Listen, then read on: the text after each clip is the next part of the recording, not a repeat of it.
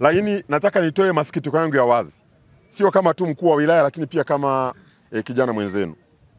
Inaonekana gari la zimamoto lilipochelewa hapa, pana baadhi ya vijana wamefanya majaribio ya kulipiga mawe gari la zimamoto. Nataka niwaambie ndugu zangu na vijana wenzangu, hizo ni akili za kishenzi na za kipumbavu. Kwa sababu ukiharibu hapa gari moja la zimamoto, tunaweza tukakaa kama wilaya hatuna gari la zimamoto. Na msije mkajidanganya kwamba kila moto utakaotokea hapa mtakuwa na uwezo wa kuuzima kwa ndoo. Uongo. Uongo. Kuna moto utatokea hapa ambao na mnajua mioto ambayo inatokea uwezo kuuzima kwa, mnahitaji gari la zimamoto. Sasa najua sio vijana wote wanaofanya, ila huwa anaanza mmoja na wapili wenye akili mbovu na wengine wanawaunga mkono.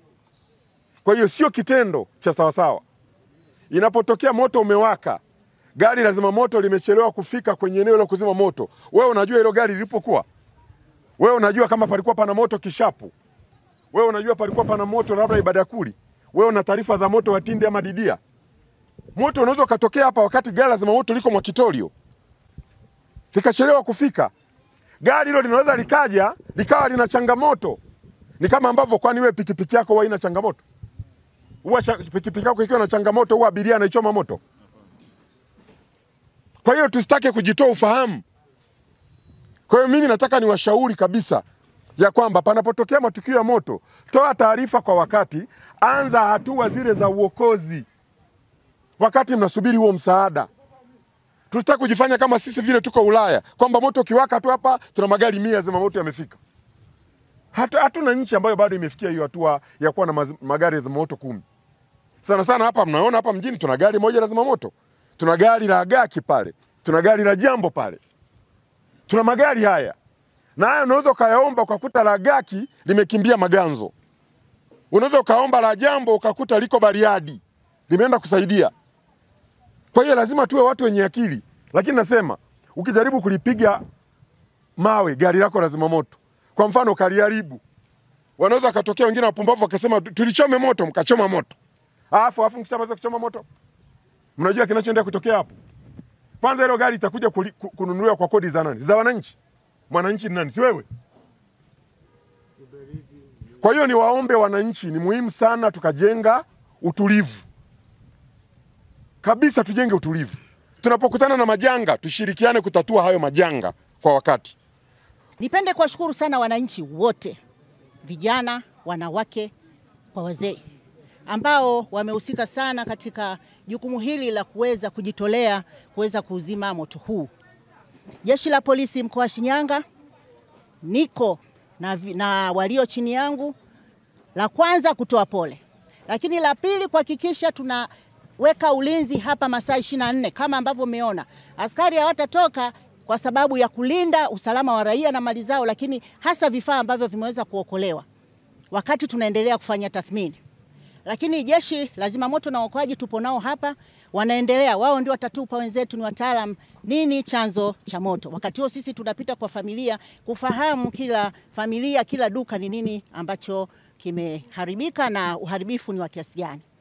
Lakini kama alivyozungumza Mheshimiwa mkuu wa wilaya, ndugu zangu wana Shinyanga, wake kwa waume, vijana, niwaombe sana msipige gari la zimamoto mawe, kwa sababu kufanya hivyo ni kosa. Kama alivyozungumza, tunalo gari moja, hatujajua lilikuwa kipande gani, lakini wamefika, tuko hapa, sisi sote ni Watanzania, sisi ni wana Shinyanga. Sisi ndugu zetu hapo pia wanafanya biashara. Kwa hatupendi na tunasikitika kuona kwamba mali zimeteketea. Lakini tunatafuta mwarobaini, nini hasa chanzo? Ni miundombinu au ni nini hasa chanzo cha moto huu? Kwa majina naitwa Hidaya Nasibu Selemani. Ni mhanga wa hili janga la moto.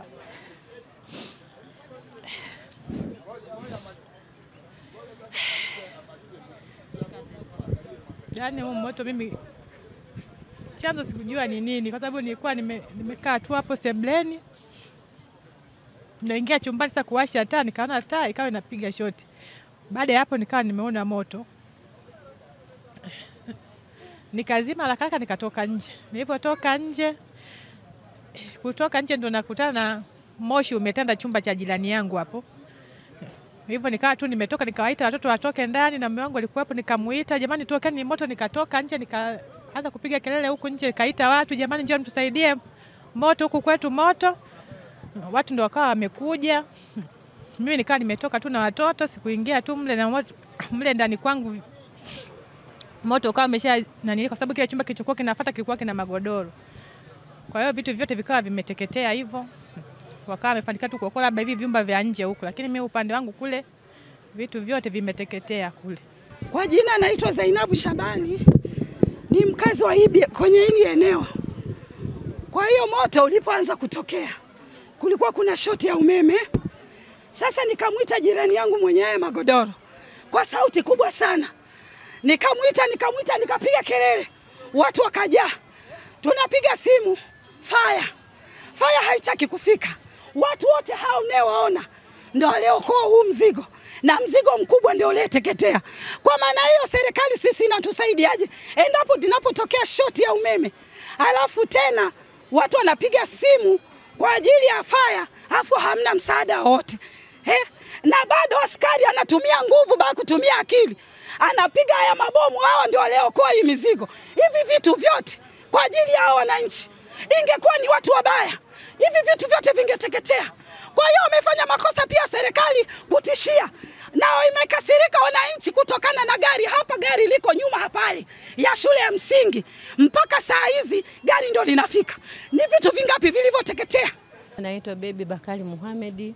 Nyumba iliyoteketea na moto ni ya babangu mdogo. Nimepigiwa simu, mimi naishi Ndalo Pongoji. Nikawa nimetoka kule, nilikuwa nimefika pale fire kuomba usafiri wa kuja kuzima moto. Gari ikawa inasumbua kuwaka, baadaye ikawaka ikarudi. Wananchi wamejitetea kuokoa vitu vingi, na vitu vingi vimeungua. Lakini nashukuru wananchi wote wamejitahidi sana kuokoa vitu na kuzima moto.